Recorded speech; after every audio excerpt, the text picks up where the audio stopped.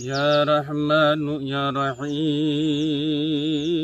يا رب كريم يا ذا الجلال والإكرام يا حي يا قيوم لا إله إلا أنت برحمتك أستغيث হৃদয়ের মালিক কবর মালিক আরাফাত দিবসে লক্ষ লক্ষ মানুষকে ক্ষমা করে দেওয়ার মালিক আল্লাহ। ও আল্লাহ, আপনার প্রতি বিশ্বাস আছে, কাবা আরাফাত মক্কা মদিনার প্রতি মায়া আছে গো মাওলা। সাধ্য নাই, সামর্থ্য নাই, যেতে পারি নাই। আজকে অসংখ্য মানুষকে আপনি ক্ষমা করে দিন।